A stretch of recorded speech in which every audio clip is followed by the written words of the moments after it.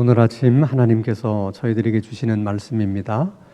신약 성경 39면 마태복음 23장 23절에서 31절까지의 말씀입니다. 신약 성경 마태복음 23장 23절에서 31절까지의 말씀을 제가 봉독합니다. 하나님의 말씀을 경청하시기 바랍니다. 화 있을진저 외식하는 서기관들과 바리새인들이여, 너희가 박하와 회향과 근체의 11조는 들이되 율법에 더 중한 바 정의와 긍휼과 믿음은 버렸도다. 그러나 이것도 행하고 저것도 버리지 말아야 할지니라. 맹인된 인도자여, 하루 사이는 걸러내고 낙타는 삼키는도다. 화 있을진저 외식하는 서기관들과 바리새인들이여, 잔과 대접의 겉은 깨끗이 하되 그 안에는 탐욕과 방탕으로 가득하게 하는도다. 눈먼 바리새인이여, 너는 먼저 안을 깨끗이 하라. 그리하면 겉도 깨끗하리라. 화 있을진저 외식하는 서기관들과 바리새인들이여, 회칠한 무덤 같으니 겉으로는 아름답게 보이나 그 안에는 죽은 사람의 뼈와 모든 더러운 것이 가득하도다. 이와 같이 너희도 겉으로는 사람에게 옳게 보이되 안으로는 외식과 불법이 가득하도다. 화 있을진저 외식하는 서기관들과 바리새인들이여, 너희는 선지자들의 무덤을 만들고 의인들의 비석을 꾸미며 이르되 만일 우리가 조상 때에 있었더라면 우리는 그들의 선지자의 피를 흘리는데 참여하지 아니하였으리라 하니, 그러면 너희가 선지자를 죽인 자의 자손임을 스스로 증명함이로다. 너희가 너희 조상의 분량을 채우라. 아멘. 우리가 신앙생활을 하는 이유는 우리가 예수 믿기 전보다는 예수 믿은 후의 삶이 더 행복하기 때문에 그렇습니다. 또 이 행복은 이 땅에서만 끝나는 것이 아니라 우리가 죽은 이후에도 천국에 가서 계속될 것이라고 하는 것을 믿기 때문에 그렇습니다. 우리가 이렇게 죄성을 가지고 살아가고 있음에도 불구하고 하나님이 우리에게 주신 행복이 그처럼 좋은 것이라면, 우리의 죄성이 완전히 사라진 천국에서의 삶은 얼마나 행복할까? 그것을 소망하고 기대하면서 우리가 신앙생활을 하는 것입니다. 그런데 만약 우리가 신앙생활을 하는데 예수 믿기 전보다 예수 믿은 후의 삶이 뭐 더 행복해진 것 같지도 않고 오히려 더 불행해진 것 같다. 만약 이런 생각이 든다면 우리들의 신앙생활에 뭔가 큰 문제가 있다고 우리가 생각할 수 있습니다. 그 문제는 개인마다 다 서로 좀 다를 수 있겠습니다만은 일반적으로는 크게 두 가지 문제가 있을 수 있어요. 하나는 예수를 믿고 신앙생활을 하면서도 예수 믿기 전에 가지고 있었던 행복관, 그것을 그냥 여전히 가지고 있을 가능성이 있다는 것입니다. 그런데 하나님이 우리에게 주시는 행복은 이 세상이 우리에게 주는 행복과는 전혀 다른 것입니다. 자, 예를 들면 염려하고 걱정할 것이 너무 많아요. 그리고 불안하고 두려워요. 그런데도 왠지 설명할 수 없는 마음의 평안이 우리 안에 있을 수 있습니다. 문제가 해결된 것이 아니에요. 그렇다고 염려나 걱정이 전혀 또 안 되는 것도 아닙니다. 그럼에도 불구하고 설명할 수 없는 평안이 우리 안에 있는 것이죠. 그것은 하나님의 주신 평강이 우리의 불안과 염려와 걱정과 두려움을 완전히 압도할 수 있는 평안이기 때문에 그런 와중에서도 우리가 평안을 느끼게 되는 것입니다. 또 경제적으로 어려움을 당할 때도 그 경제적인 어려움 때문에 불편함은 느끼지만 그것을 불행하다고 이렇게 여겨지거나 또 생각이 되질 않아요.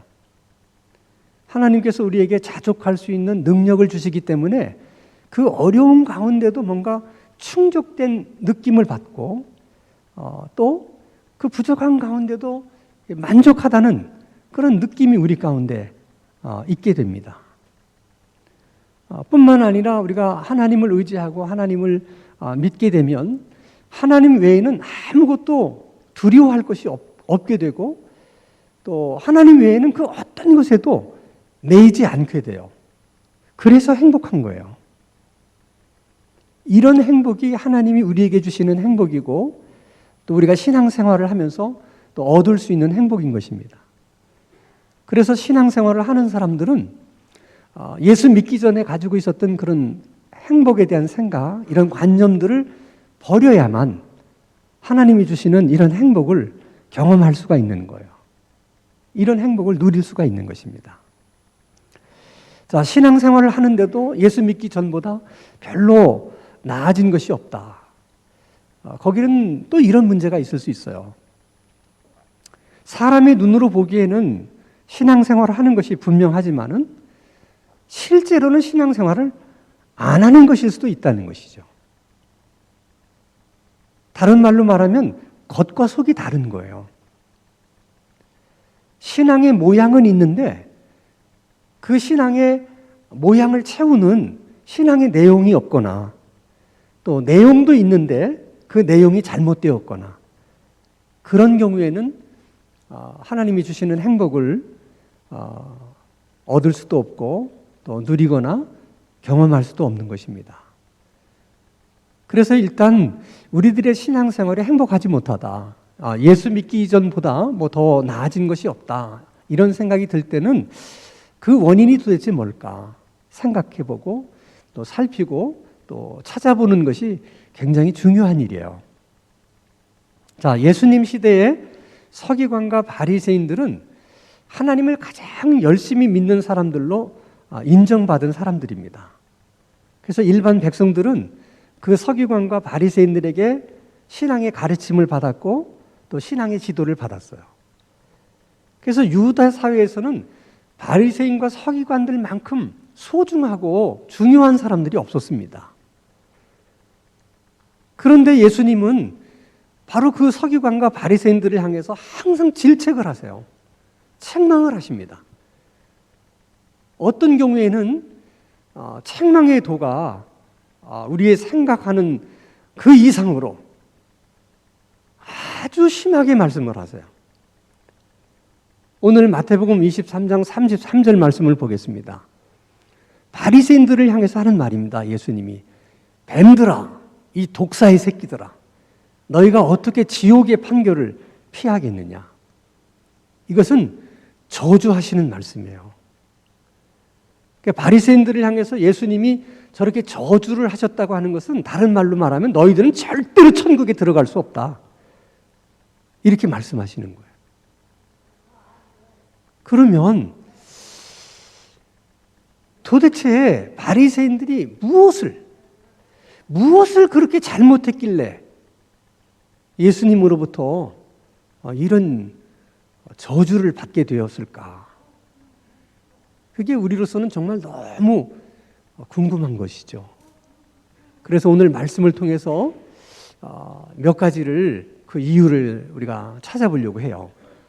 자, 오늘 마태복음 23장 13절 말씀을 보면 화 있을진저 외식하는 서기관들과 바리새인들이여 너희는 천국 문을 사람들 앞에서 닫고 너희도 들어가지 않고 들어가려고 하는 자도 들어가지 못하게 하는도다.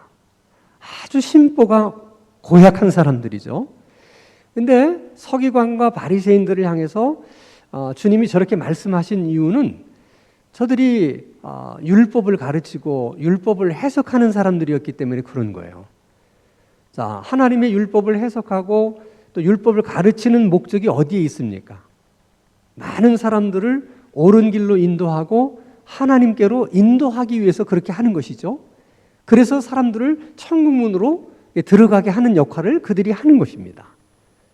문제는 그들은 백성들에게 말씀을 해석도 하고 가르치기도 했지만은 정작 자신들은 자기들이 가르치는 대로 살지 않았다는 거예요. 살지 않았을 뿐만 아니라 그렇게 살 마음조차도 없었어요. 그러니 어떻게 다른 사람들을 바른 길로 인도할 수가 있으며 하나님께로 인도할 수가 있겠습니까? 그런 모습을 볼 때 주님의 마음이 너무 아프셔서, 그래서 바리새인들이 잘못 해석한 율법, 그들이 잘못 가르치는 내용들에 대해서 예수님이 다 지적을 하셨어요. 그렇지만은 바리새인들은 고치려고 하지 않았습니다. 그들의 잘못된 가르침의 전통을 끝까지 고수합니다. 왜 그랬는지는 정확히 알 수가 없어요.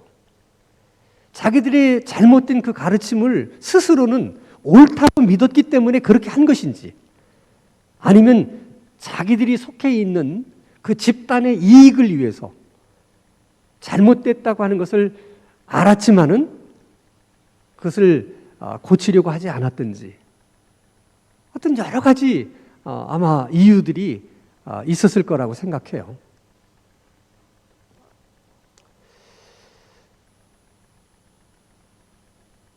여러분, 이 문제가 바리새인들의 문제만이라고 생각하십니까? 우리들도 바리새인처럼 그렇게 신앙생활을 하게 되면 우리도 천국에 들어가지 못하지만 다른 사람도 천국에 들어가지 못하도록 막는 역할을 할 수가 있다는 거예요. 흔히 우리가 듣는 얘기는 아니지만 그래도 간혹 우리가 주변에서 이런 얘기를 듣습니다. 네가 믿는 예수라면 나는 차라리 그 예수 안 믿고 나는 지옥 가겠다. 사실 그런 말은 함부로 할 수 있는 말이 아니에요. 참 두려운 말이에요. 중요한 것은 그런데 그렇게 말하도록 만든 장본인이 누구냐는 거예요. 그런 말을 하도록 예수 믿는 그 믿음은 바리새인과 같은 믿음이에요. 그렇게 믿으면 본인도 천국에 들어갈 수 없지만은 다른 사람도 천국에 들어가지 못하게 막는 바리새인들과 똑같은 사람이 된다는 거예요.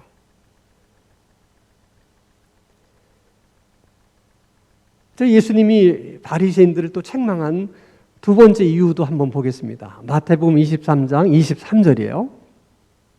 화 있을진저 외식하는 서기관들과 바리새인들이요, 너희가 박하와 회향과 근처의 11조는 들이되 율법에 더 중한 바 정의와 긍휼과 믿음은 버렸도다.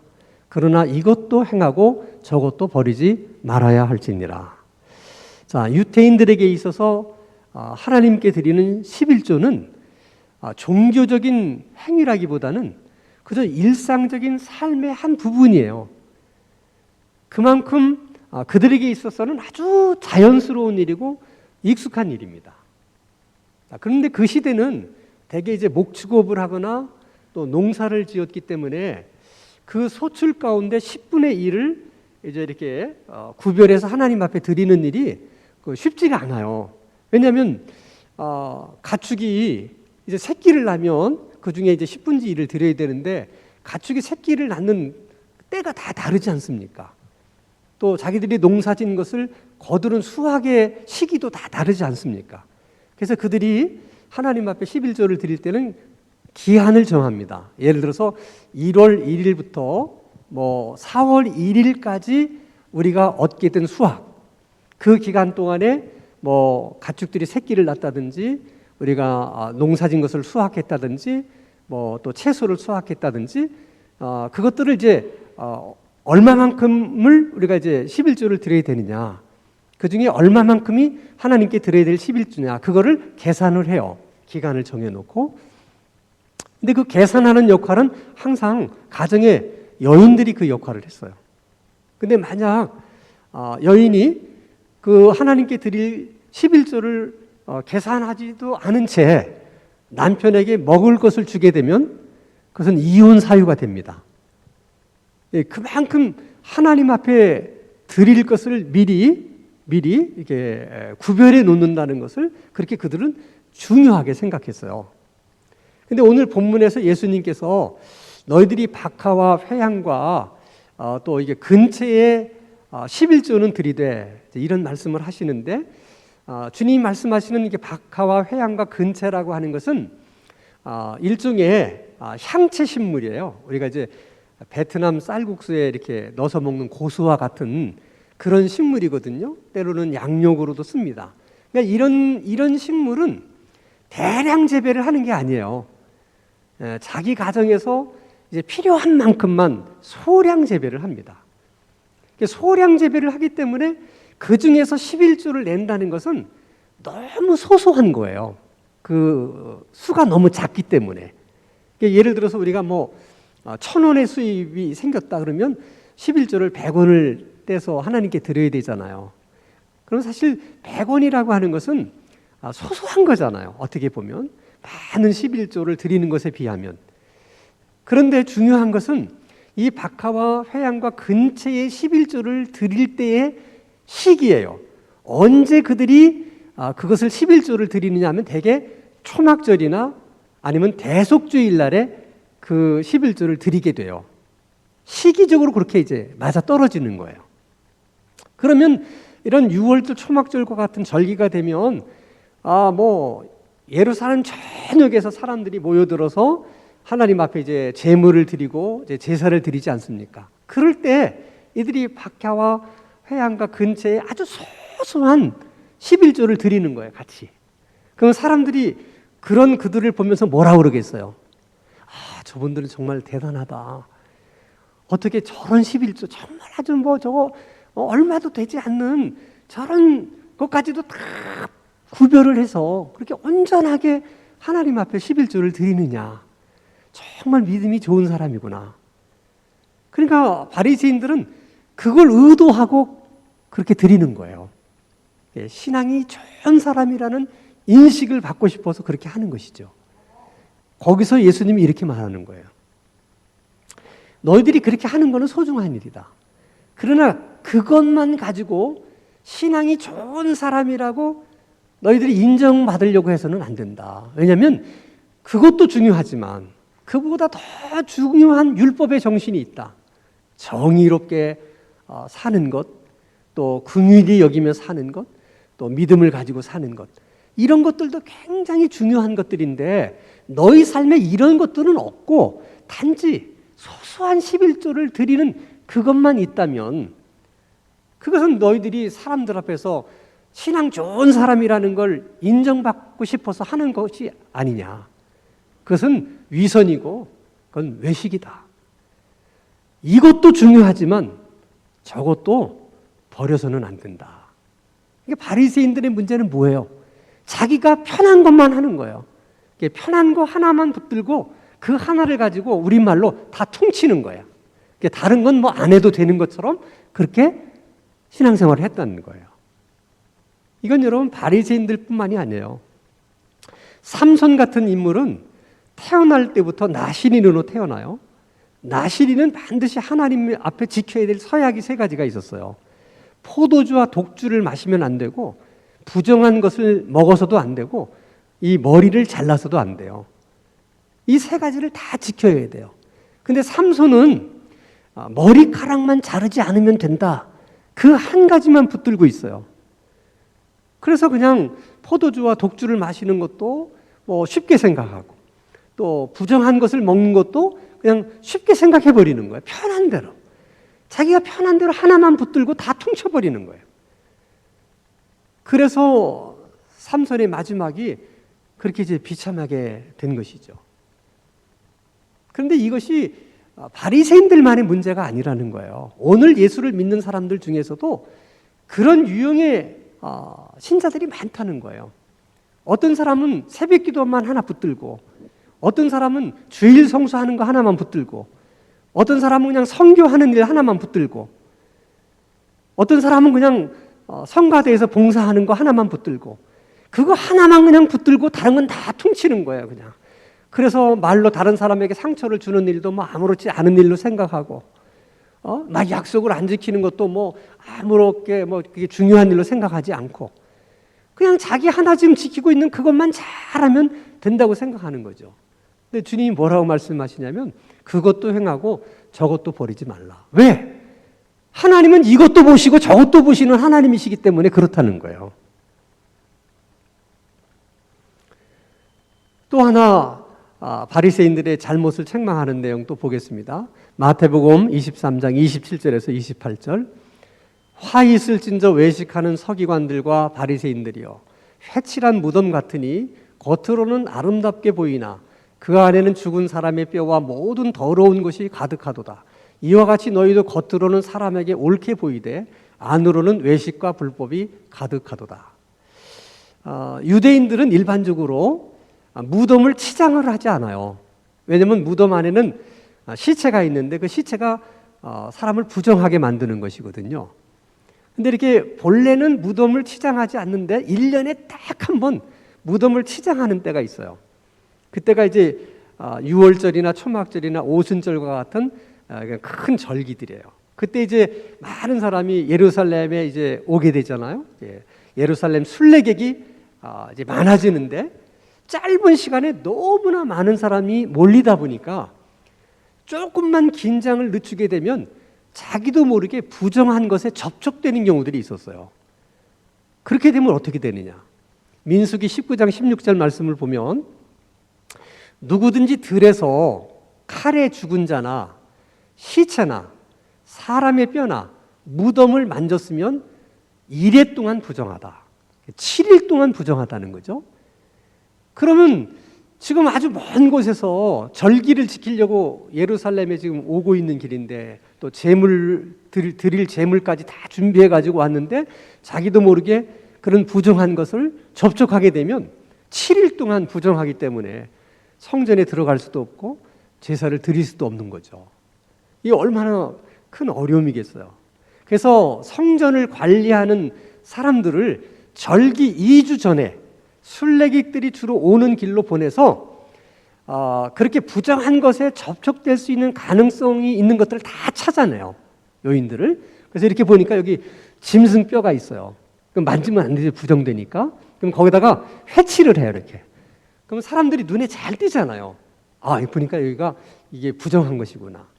그 중에 무덤들이 많아요, 무덤들이. 무덤이 여러분 세월이 오래 가면 연고 없는 무덤들이 많잖아요.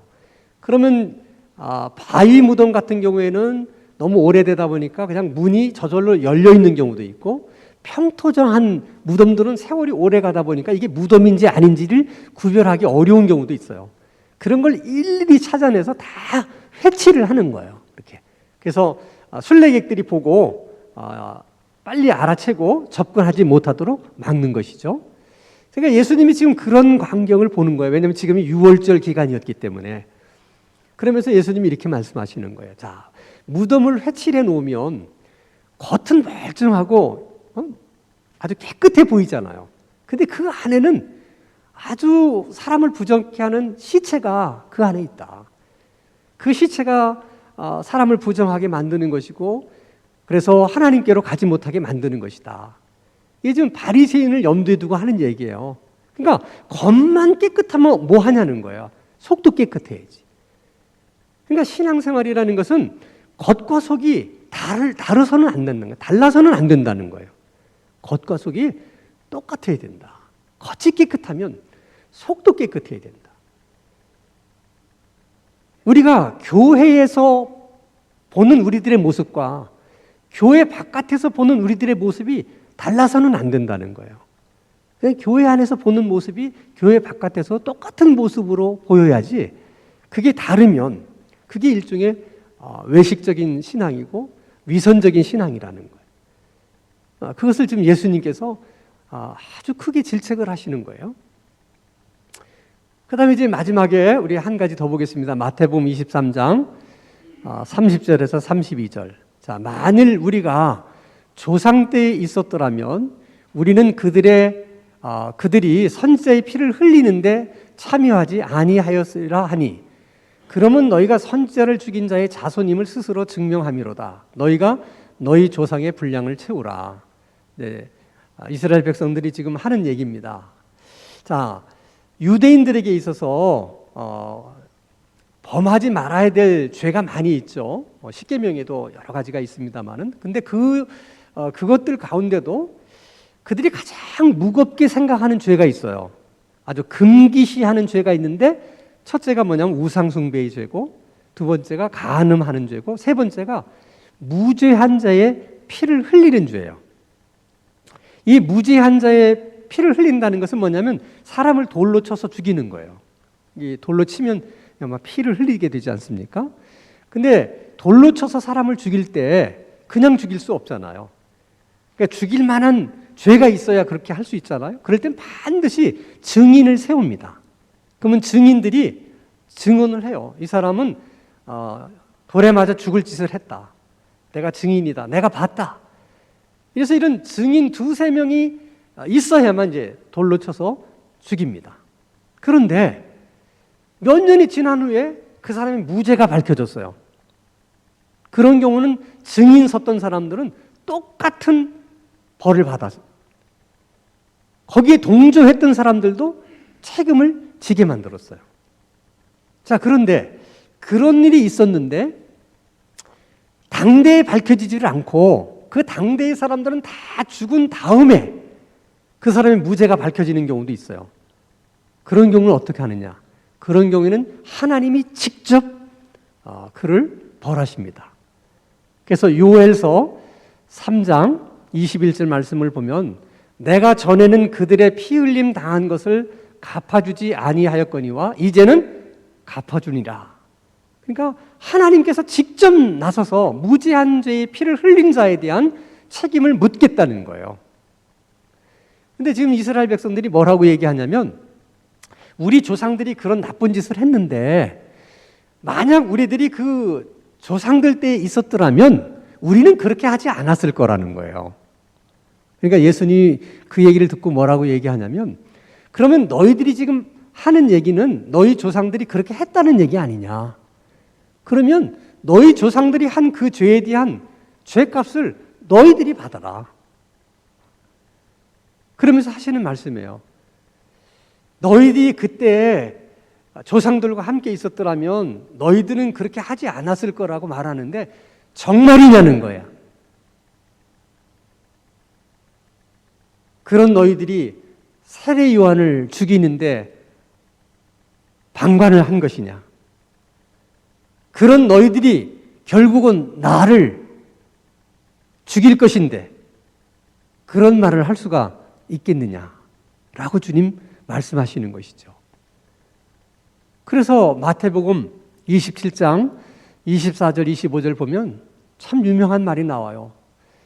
빌라도가 예수를 십자가에 넘겨주면서 하는 말입니다. 빌라도가 아무 성과도 없이 도리어 밀란이 나려는 것을 보고 물을 가져다가 무리 앞에서 손을 씻으며 이르되 이 사람의 피에 대하여 나는 무죄하니 너희가 당하라.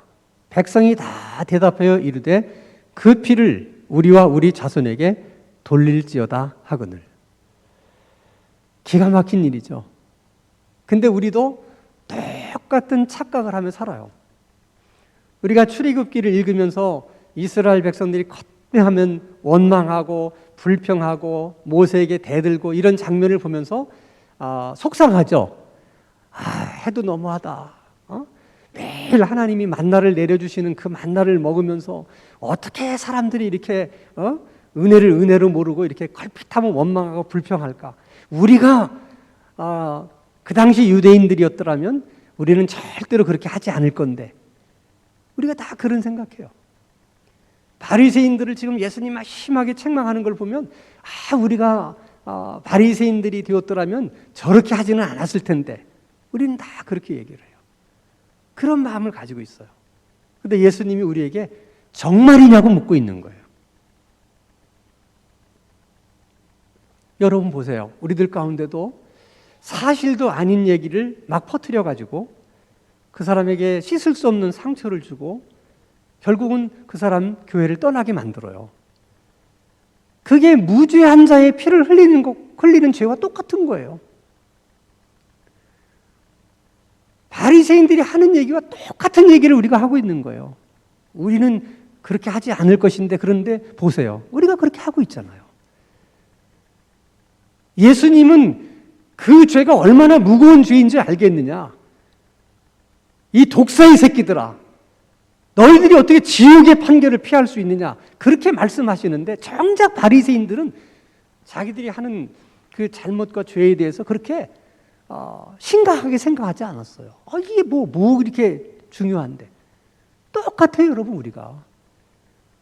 우리가 그런 일을 하고도 우리는 그게 뭐 그렇게 큰 중요한 일이고 크게 잘못된 일이라고 생각을 합니까? 안 하잖아요. 우리가 무죄한 자의 피를 흘리고도 우리는 그런 얘기를 하는 거예요. 이렇게 이제 바리새인들의 잘못을 예수님이 지적하신 것을 다 얘기하려면 이제 너무 많아요, 얘기가. 근데 이것을 이제 오늘 몇 가지만 이제 우리가 요약을 했는데, 결국 예수님이 지적하신 그 바리새인들의 잘못을 다 모아보면 근본적인 원인은 하나예요. 거기서 다 파생되는 문제예요. 그게 뭐냐면 그들은 율법을 잘 지켜서 의로운 사람이 되고 싶어 했어요.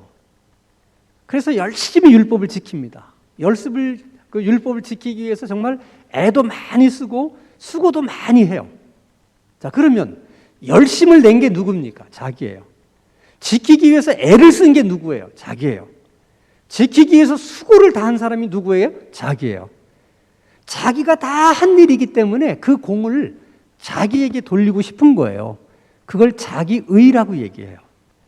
그 공을 다 자기에게 돌릴 뿐만 아니라 그런 자기를 드러내고 싶어요. 그런 자기를 자랑하고 싶은 거예요. 그런 자기를 다른 사람들이 인정해 주기를 바라는 거예요. 그러니까 어차피 사람을 의식하게 되죠. 그러다 보면 겉과 속이 다른 그런 신앙생활을 하게 된다는 거예요. 그런데 우리는 어때요? 우리는 구원을 받기 위해서 뭐 율법을 그렇게 지키려고 애쓴 적도 없고 수고한 적도 없어요. 그냥 우리는 정말 하나님의 은혜로 예수 그리스도를 믿어서 구원을 받았어요. 하나님이 우리에게 은혜를 주셔서 우리가 구원을 받은 거예요. 그러니까 공을 돌린다 그러면 누구에게 돌려야 돼요? 은혜를 주신 분에게 공을 돌릴 수밖에 없는 것이죠. 그것을 하나님께 영광을 돌린다, 그렇게 말하는 거예요.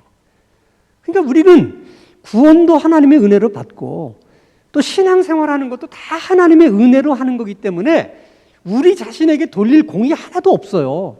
다 하나님의 은혜로 한 것이니까 공을 돌린다면 우리는 늘 하나님께 공을 돌려야 돼요. 하나님께 영광을 돌려야 돼요. 그런데 우리가 하나님의 일을 하면서부터 이렇게 변질되기 시작하는 거예요. 하나님의 일을 하면서 이게 자연스럽게 비교하는 거죠. 내가 다른 사람에 비해서 하나님의 일을 더 열심히 했고 더 많이 헌신을 했고 더 많이 수고를 했어요. 다 내가 한 거예요. 그러니까 자연히 그 공을 내게 돌리고 싶은 거예요. 그게 자기의예요. 그리고 그렇게 자기가 헌신한 것을, 수고한 것을, 그 일에 대해서 그렇게 열심히 한 것을 사람들이 좀 알아줬으면 좋겠다. 인정받고 싶은 거예요. 그래서 자기를 인정해주는 사람들을 좋아하고 자기를 인정해주는 사람들을 자꾸 더 만들고 싶어 해요. 그게 교회 안에서 자기 편을 만드는 거예요. 파생된 이야기는 여러 가지가 있지만은 가장 근본적인 것은 결국 자기의 때문에 그러는 거예요. 기독교 신앙은 자기의로 신앙생활을 하는 것이 아니고 하나님의 은혜로 신앙생활을 하는 거예요. 근데 문제는 뭐냐면 우리 안에 그렇게 우리가 지금 싫어하는 바리새인들이 우리 안에 있다는 거예요. 그래서 나의 나된 것은 하나님의 은혜라고 고백했던 사도 바울처럼 구원도 우리는 하나님의 은혜로 받았고 또 신앙생활도 우리는 하나님의 은혜로 합니다. 그래서 은혜로 시작한 신앙생활을 은혜로 끝낼 수 있는 신앙생활이 되도록 해야 돼요. 나는 오늘 말씀을 듣는 여러분 모두가 다 그런 신앙생활이 되기를 주의 이름으로 축원합니다.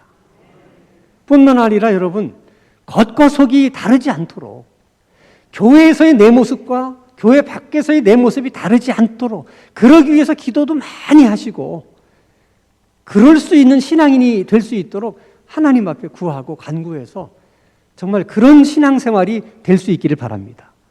뿐만 아니라 우리 안에 있는 그 바리새인을 십자가 밑에 내려놓고 매일 십자가에 못 박는 그런 신앙생활이 될 수 있기를 주의 이름으로 축원합니다. 하나님께서 그렇게 할 수 있는 그런 신앙생활을 할 수 있는 그런 은혜를 이 아침 우리 모두에게 주시기를 주님의 이름으로 축원합니다. 거룩하신 하나님 아버지, 우리가 성경을 읽을 때마다 성경 속의 바리새인들을 탓하면서도 정작 우리 안에 그 바리새인이 있음을 모르는 우리들의 무지를 긍휼히 여겨 주시옵소서. 우리 안에 있는 바리새인들을 십자가에 내려놓고 못 박을 수 있는 은혜를 주시고 겉과 속이 다르지 않는 그런 신앙인들이 되게 하시고 그런 신앙생활을 할 수 있는 저희들 모두가 되게 하여 주시옵소서. 예수 그리스도 이름으로 기도하옵나이다. 아멘.